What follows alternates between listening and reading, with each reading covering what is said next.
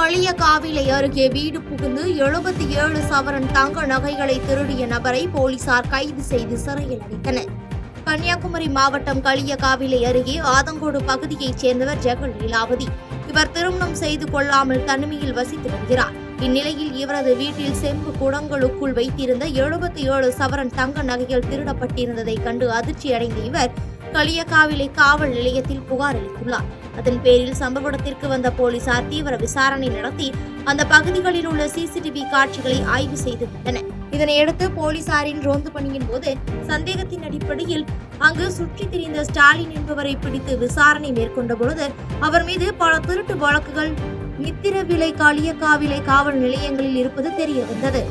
இதனையடுத்து காவல் ஆய்வாளர் அந்தோணி அம்மாள் தலைமையிலான போலீசார் நடத்திய தீவிர விசாரணையில் இவர்தான் ஜெகல் லீலாவதி வீட்டில் நகைகளை திருடியது என்பது தெரிய வந்த நிலையில் போலீசார் அந்த நகைகளை மீட்டதோடு செம்பு கூடங்களையும் பறிமுதல் செய்து வழக்கு பதிவு செய்து நீதிமன்றத்தில் ஆஜர்படுத்தி ஸ்டாலினை சிறையில் அடைத்தனர்.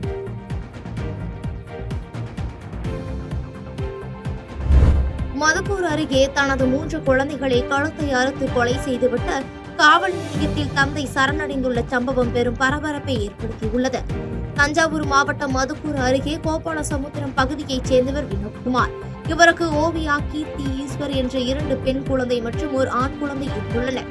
இந்நிலையில் இவரது மனைவி நித்யாவிற்கும் வினோத்குமாருக்கும் இடையே கருத்து முரண்பாடு ஏற்பட்டு நித்யா கடந்த 6 மாதத்திற்கு முன்பு வேறு ஒரு நபருடன் பழக்கம் ஏற்பட்டு சென்று விட்டதாக கூறப்படுகிறது. இதனையடுத்து வினோத்குமார் கடந்த சில நாட்களுக்கு முன்பு மனைவியை சந்தித்து திரும்ப தன்னுடன் வந்து வாழுமாறு அழைத்ததாக கூறப்படுகிறது. தொடர்ந்து அவர் வர மறுத்ததால் ஆத்திரமடைந்த வினோத்குமார் தனது 3 குழந்தைகளையும் கழுத்தை அறுத்து கொலை செய்துவிட்டு மதுக்கூர் காவல் நிலையத்தில் சரணடைந்தார். இச்சம்பவம் குறித்து மதுக்கூர் போலீசார் விசாரணை நடத்தி வரும் நிலையில் இச்சம்பவம் அப்பகுதியில் பெரும் பரபரப்பை ஏற்படுத்தியுள்ளது. சுங்குவார் சத்திரத்தில் அடுத்தடுத்து 3 தனியார் தொழிற்சாலை பேருந்துகள் மோதி விபத்து ஏற்பட்டதால் பரபரப்பு ஏற்பட்டது. காஞ்சிபுரம் மாவட்டம் ஸ்ரீபெரும்புதூரில் செயல்பட்டு வரும் செல்போன் உதிரி பாகங்கள் தயாரிக்கும் தொழிற்சாலையின் பேருந்துகள் ஒன்றன் பின் ஒன்றாக பணி முடிந்து செல்லும் தொழிலாளர்களை ஏற்றிக்கொண்டு சென்றுள்ளனர். அப்பொழுது சுங்குவார் சத்திரம் அருகே முன்னால் சென்ற சிறிய கனரக லாரி மீது மோதாமல் இருக்க பேருந்து ஓட்டுநர் பிரேக் அடித்த போது அடுத்தடுத்து 3 தொழிற்சாலை பேருந்துகளும் மோதிக்கொண்டன.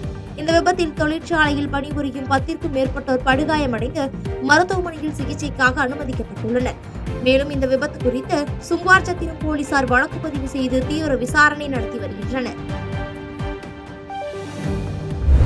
திரைக்கவர்ச்சியில் இருப்பவர்கள் சிறுத்தைகள் அல்ல என்றும் சிறுத்தைகள் எப்போதும் நடிகர் பின்னால் செல்ல மாட்டார்கள் என தவேக தலைவர் விஜயை விசிக கட்சியின் தலைவர் தொல் திருமாவளவன் மறைமுகமாக விமர்சித்தார். செங்கல்பட்டு மாவட்டம் திருப்போரூரில் விடுதலை சிறுத்தைகள் கட்சியின் சார்பில் அரசு பயங்கரவாதத்தால் பொய் வழக்கில் சிறை சென்று மீண்ட போராளிகளுக்கு திருமாமணி விருது வழங்கும் விழா திருப்போரூர் தனியார் திருமண மண்டபத்தில் நடைபெற்றது. மாவட்ட செயலாளர் கேது என்கிற தென்னவன் தலைமையில் நடைபெற்ற இதில் சிறப்பு அழைப்பாளராக விசிக கட்சியின் தலைவர் தொல் திருமாவளவன், சட்டமன்ற உறுப்பினர் பாலாஜி ஆகியோர் கலந்து கொண்டனர். இதனையடுத்து நிகழ்ச்சியில் பேசிய விசிக கட்சியின் தலைவர் தொல் திருமாவளவன் திரைக்கவர்ச்சியில் இருப்பவர்கள் சிறுத்தைகள் அல்ல என்றும் சிறுத்தைகள் எப்போதும் நடிகர் பின்னால் செல்ல மாட்டார்கள் என்றார். தொடர்ந்து வழக்கறிஞரை விசிகாவினர் தாக்கியது குறித்து பேசியவர், ஆணவமாக முறைத்து பார்த்ததினால்தான் அவரை அடித்தார்கள் என்றும் உடனே மயக்கம் போட்டு நெஞ்சு வலிக்குது என்று அவர் ஒரு நாடகம் ஆடினார் என்று கடுமையாக விமர்சித்து பேசினார்.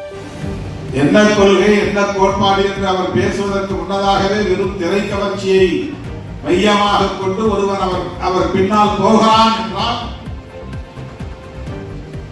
அவன் சிறுத்தையாக இருக்க முடியாது.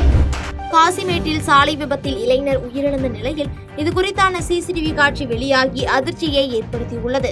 சென்னை விச்சூர் திருநெல்லை பெருமாள் கோயில் தெருவைச் சேர்ந்தவர் எழிலரசன். இவர் மதுபோதையில் நேற்று நள்ளிரவு தனது நண்பர் சஞ்சய் என்பவருடன் இருசக்கர வாகனத்தில் காசிமேடு நோக்கி சென்று கொண்டிருந்துள்ளனர். காசிமேடு மீன்பிடி துறைமுகம் சூரிய நாராயண சாலையில் சென்று கொண்டிருந்த போது இடது பக்கம் இருந்த சாலை தடுப்பில் மோதி நிலை தடுமாறி இருவரும் கீழே விழுந்தனர். அப்போது பின்னால் வந்த அடையாளம் தெரியாத கண்டெய்னர் லாரியின் முன்பக்க சக்கரம் எழிலரசன் மீது ஏறி இறங்கியதில் அவர் சம்பவ இடத்திலேயே உயிரிழந்தார். மேலும் சஞ்சய்க்கு பலத்த காயம் ஏற்பட்ட நிலையில் தகவல் அறிந்து சம்பவ இடத்திற்கு விரைந்து வந்த போலீசார் எழிலரசன் உடலை மீட்டு பிரேத பரிசோதனைக்காக மருத்துவமனைக்கு அனுப்பி வைத்தனர்.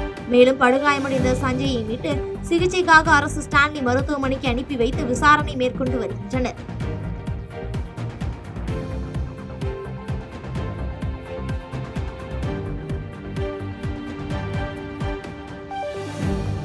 செய்திகளை உடனுக்குடன் தெரிந்து கொள்ள கீழ்க்கண்ட கேபிள் மற்றும் டிடிஎச் நெட்வொர்க்குகளில் எம்நாடு செய்தி தொலைக்காட்சியை காணுங்கள். பாதகம் செய்பவரை கண்டால் நாம் பயம் கொள்ளலாகாது பாப்பா. மோதி மிதித்துவிடு பாப்பா, அவர் முகத்தில் உமிழ்ந்துவிடு பாப்பா. அண்மை செய்திகளை உடனுக்குடன் தெரிந்து கொள்ள இணைந்திருங்கள் எம்நாடு தொலைக்காட்சியுடன்.